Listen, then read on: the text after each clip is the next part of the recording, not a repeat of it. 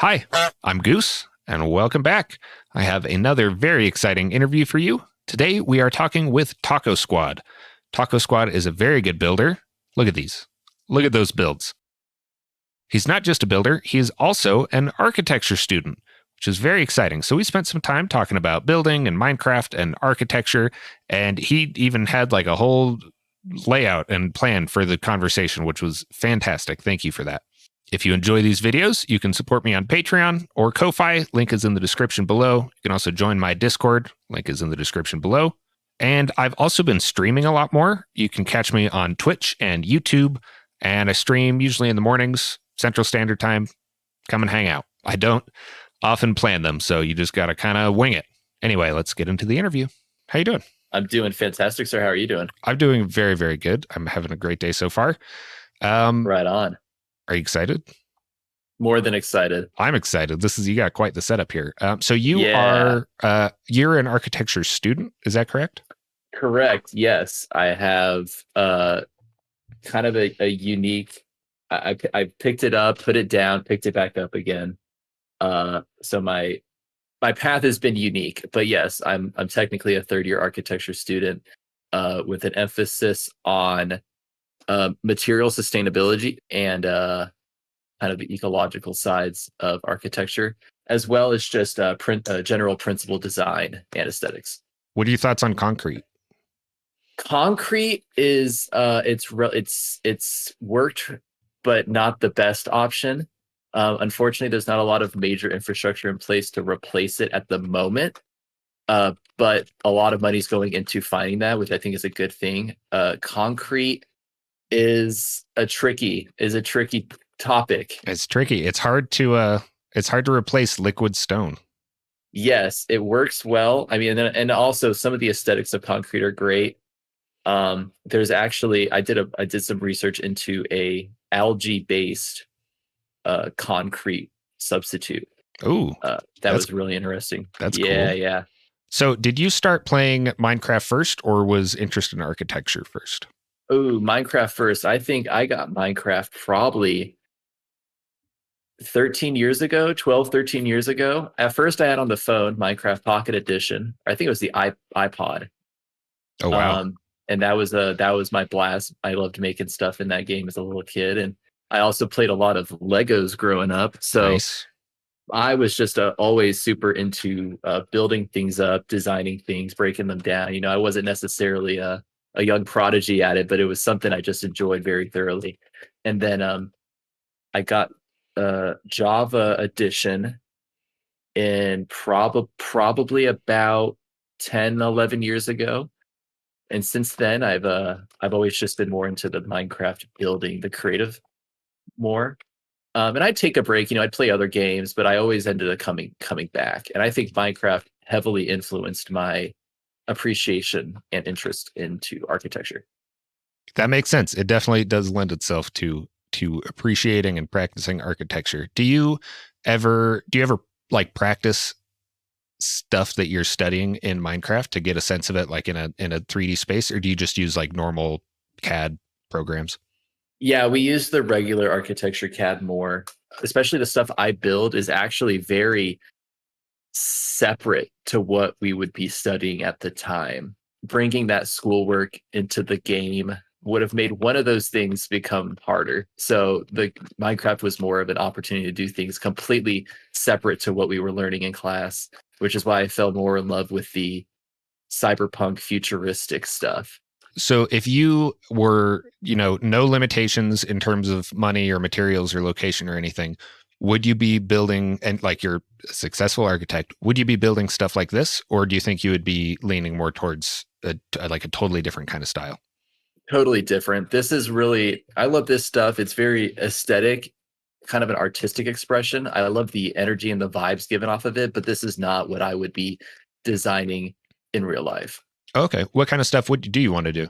I think I lean more towards maybe residential. I really enjoy working one-on-one with people. Houses, mostly. I like houses a lot, which is so funny. I mean, in Minecraft, I build a lot of cyberpunk, but my favorite architecture style is actually the mid-century modern kind of retro, 70s, 80s style of building is what I enjoy the most in real life. Okay, that makes sense. I agree with you. I like that. I'm a big fan of brutalism, but it is something about, especially the 70s. They Yeah. really kind of, they went a little crazy, and I think it was great. Yeah. A lot of brutalism in the cyberpunk though. Yeah. And I feel like brutalism is, I've definitely noticed brutalism making a comeback in Minecraft. I know everybody was really on a fantasy kick for a long time, and Mhm. sci-fi kind of started bleeding into it a little more. And I hear about brutalism in Cyberpunk a ton. It's Do you, coming back. it's really coming back, and I love it. Do you feel like that's coming back in real life as well? I think modern, I think, yeah, a lot of media, the futuristic cyberpunk has become much more popular in media with the cyberpunk games. Hmm. Uh, Blade Runner, the movie, which is a huge inspiration. Ghost in the Shell, those kinds of things. I mean, Ghost in the Shell is a little bit older, so is the original Blade Runner, but what most people would think of as futuristic, gritty, they might think cyberpunk. Yeah, it's starting to look a little more dystopian. Yeah, which I don't know if that's a good sign or not, but I like looking at it. I just don't want to live there. like looking at it. So you actually set up a whole little presentation, kind of, which is fantastic. Thank you very much for doing that. Yeah. We're going to talk about what you have laid out as the principles of architecture. Is that correct? Or Yes. like the So basic principles? yeah, just kind of what came to mind. And this isn't like an official list. It's just when I sat down thinking of some notes, I thought, what are like some real basic aspects that to some or maybe to most are very intuitive, but are also very helpful to have in mind when building? Cool. Well, if you want to start, if you just want to run through everything that's on that list, and then we'll start breaking it down, go into each thing. And I was very interested at first glance looking over this list. The similarity, which makes sense because architecture is an art, the similarity of just the basic principles of art, but they Hmm. seem to take it just a little bit step further because you do have to take into account like the structural Hmm. viability of a building. Like you're not just Yeah. creating something, it has to work, it has to stand up. Architecture is one of the most applied arts. It's art, but not solely. There's a lot of practicality that needs to be considered. And finding that perfect balance is the most successful architecture, in my opinion. I agree. The first, what I say, is probably the most important because you can have an incredibly beautiful looking structure uh, that still, might be an abandoned project. Is The purpose and the utility is something you have to keep in mind. Ultimately, a an ugly building that does its job really well is more effective than a building that looks fantastic but does not serve its purpose. You can have Mhm. like a beautiful cathedral, but if it does not serve that purpose, it's not going to get used. Or you could have a trailer used as a place of worship that maybe isn't the most aesthetic, but fits its utility well by the way it's arranged. Yeah, the functionality bit of it, of it's got to work. You got to keep in mind what the purpose of that building is and how can you best uh, keep that consistent throughout the entire design process, because you might start thinking I'm going to build a survival base. That's the utility. But then if you start going down goose chases, Haha, nice. if you start kind of taking tangents, eventually you have something that's maybe so artistic, but it no longer serves the purpose you wanted it to. Yeah, you get too caught up in the design and start overworking it. Hmm. Hmm. Yeah. So the next would be kind of a cohesiveness. And I'd say a lot of my buildings here have a good example of what would be cohesiveness, which is going to be having kind of a continuity in the design language, the influences to how you're designing it, and the overall experience with the structure or structures. Do you think that there's a benefit to having contrast in the cohesiveness, like having Absolutely. yeah, like a city block where like every building is a different style, like that becomes what makes it cohesive, is that there's so much variety? Yes, you can. So cohesiveness and so contrast is another thing on the list, actually. Very funny. Cohesiveness and contrast have to be balanced, and as long as you go into it knowing what you're after, you're much more set up to be successful. Obviously, over cohesiveness is bland, over contrast loses kind of a reference point, but balancing the two. And you can have, for your example, like cohesiveness of different buildings arranged looking different, but even in the same building, you can have, let's see an example. This one directly in front of us here, there is this gray basic building, and then it has a bunch of these modular almost growths coming off of it. And that in itself is a contrast. We have this brown section, the white section, uh just bits of color. That in itself is a contrast of drawing the person's attention and creating like a point of interest. And it can even help direct the flow throughout the build of like where you should be drawn to. Maybe the purpose, like this one here, there's a giant portal in the middle. That purple section, the green sign, draws you in and kind of infers the purpose. And maybe it's more inviting than other parts that are less contrasting. It's a lot of composition, a lot of thoughts about where things are, how they look. So Yes. not only are they, you're looking at these from the outside, but architecture is going to involve the interior, which I would almost argue is more important because that's where Mhm. you're experiencing it. Do you do interiors at all? Um, in real life, I'm such a huge fan of interior design. In the Cyberpunk building, I unfortunately really do not, because it's difficult, and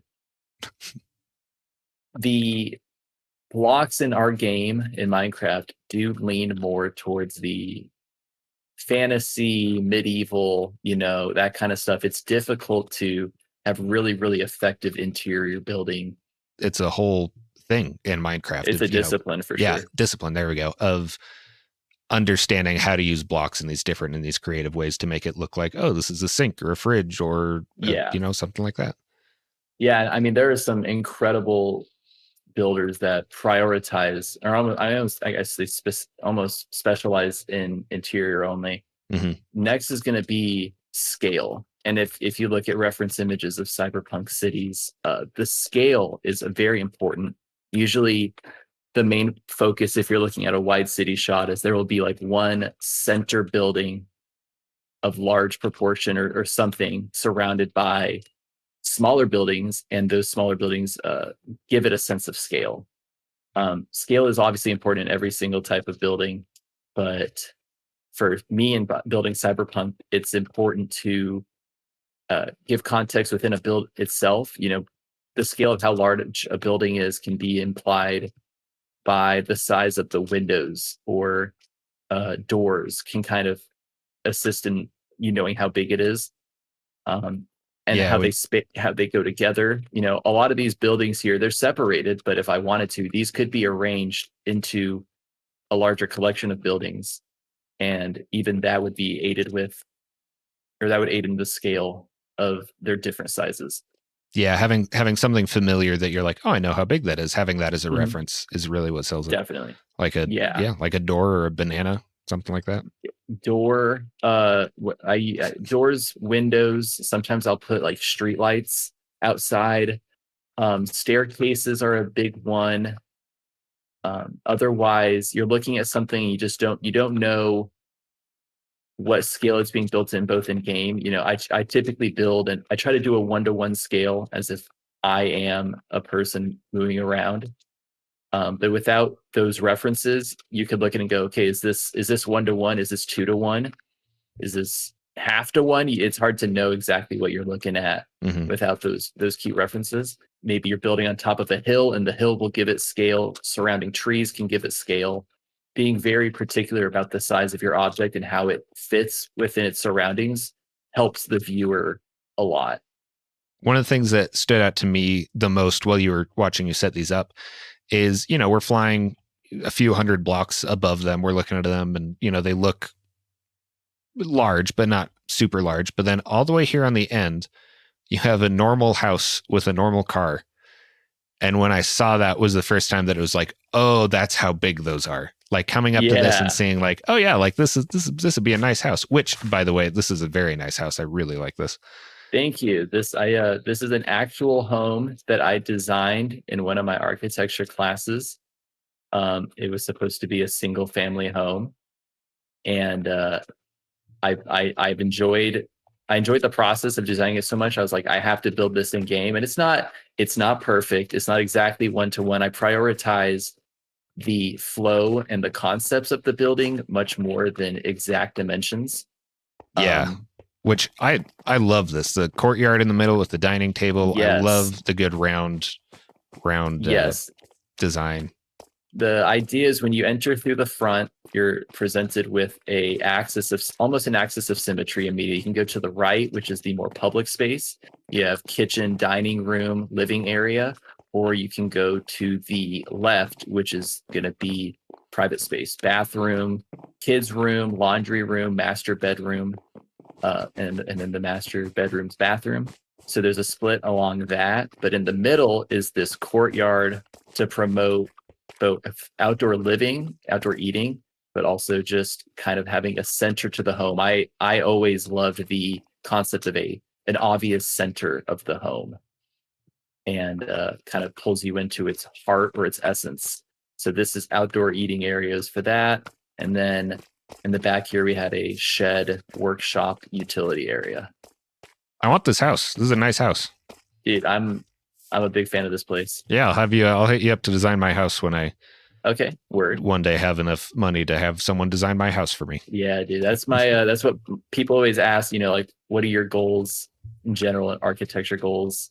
And some people might say like, oh, I want to design a specific kind of building for someone, or I want to do this or that. But my goal was always like, I want to design my home that I live in and grow old in. That's my dream, is to be able to design my own house. Is this your plan as is right now? If I had to pull one out of thin air, yeah, this would be the one I'd go with. But I'd have to put a whole lot more. I would go crazy over perfecting it further. Yeah. But yeah, it would be something like this. Yeah, I mean, I'm a big lover of bright doors. Like the big yellow door is a big thing I love. It's pretty common with mid-century architecture, especially the Eichler. Joseph Eichler is a very popular mid-century architect, and draw a lot of influence from him. I'd probably go with a garage instead of a carport driveway. Yeah. But it'd be something like this. It'd be a similar design language. The purpose and the utility of this home is to be a home. It's a house. It's to be comfortable. It's to be private, but also inviting. It's meant to have a sense of identity. I, when you live in this house, it's almost a part of the family. The U.S. specifically, but unfortunately all over the world, we're seeing this trend of soulless urban sprawlings, cookie cutter houses where all of them kind of look the same. And I can't imagine spending a long time in one of those because the house doesn't feel as alive. It doesn't feel like it's part of the family. Its identity is lost. So for balance, we're going to be thinking about, does it look practical? Does it look possible having these things? Does it look like it's about to fall over on itself? Some of these buildings are very tall, vertical, and almost meant to be overbearing. When you're on the ground looking up, they're just peering over you, almost this like oppressive monolith. And the balance of how that building is composed can assist in that experience you're supposed to get. Something that I think about a lot is balance in imbalance or balance in asymmetry, and having an element that contains a lot of visual weight separated in a very unbalanced kind of composition. But because of that extra weight, that's kind of what draws your eye to it and makes it balanced. Like that contrast and that imbalance is what creates the balance. Right. Do you see a lot of that in architecture? Because I know it gets a little trickier because, like you said, the building has to actually stand up. You don't want the building to fall over. But I'm thinking of, I believe it's the Denver Art Museum. Are you familiar with it? Oh no, okay, I'm looking at it now. No, but I know. Yeah, I see what you're talking about. Yeah, where this is so intentionally imbalanced that that is what draws you in and creates the intrigue, creates the interest. Do you have much interest in that when you're designing? Oh yeah, I mean it's something you have to keep in mind. Obviously, looking at this Denver Art Museum, there's this large triangular piece jutting out, angled in towards where the main entrance is. So that on its own is directing where you would enter the building. Almost looks like a geode or some sort of geological crystal formation. That carries a massive weight in the center of the build. You play with balance. You don't try to achieve a perfect balance, as in having everything be so pristine and perfect. Yeah, this would be the best example. It still makes sense. It still looks like it would be able to stand on its own. But yeah, it's got a it has some motion to it. It has some sort of energy instead of being perfectly vertical and rigid. You can look at a skyscraper in Washington, D.C., New York, Chicago, some of these big places, big skyscrapers. Each level looks exactly the same. And in Minecraft terms, it looks like you built one floor and then you did a stack command. It all looks the same. What I like to do a lot with my Cyberpunk buildings is to break up the regularity, the patterns, with disruptions. Some of these small sections that build off, kind of like tumorous growths, those breakup patterns, maybe switching up angles, having one part of the building terminate completely while it builds up on the other side. Those are kind of spatial ways of breaking a pattern, but even sometimes you can break it up with texture, color. Obviously, color is a big one. It's very easy to build cyberpunk and make it way too colorful, way too kind of neon, kind of like what I'd call like a cartoonish cyberpunk. But it's also very easy to just make it way too gray, way too monochrome. I think that contrast is what makes it work, like what makes the color Yeah. work. Where if you're just using colored concrete everywhere, it Mhm. is too much. But having like a stone structure, wood structure, Yeah. really makes the colors pop out, and they make them a lot more valuable. So all this talk about art concepts. Do you do art outside of Minecraft at all? Outside, I mean, I know you do architecture, which is art, but do you draw or paint or anything like that? Um, no, haven't for a while. I used to. I enjoy doing it for sure, but haven't done that for a while, unfortunately. So are all of these things that you have learned and come to understand as important things are architecture, or is this stuff that like if you go and study architecture, expect to be taught about composition and contrast and color and those kind of things? Yes, you should definitely in architecture schools, undergraduate programs, you 100% should be very familiar with these concepts. They'll be introduced for sure. My studio classes didn't really apply a lot of those teachings. I'd say I've learned more about, like in Minecraft, I've learned more about contrast and balance and color theory. I've learned more about that building in this game than I did in the formal architecture classes. Are there any other students that you work with that play Minecraft that you've talked with? Yeah, it's a common theme. Mm-hmm. Um, it's. I wonder how many thousands of architects are because of this game. Yeah, I wonder about that too. How much this game has impacted people on like a career level.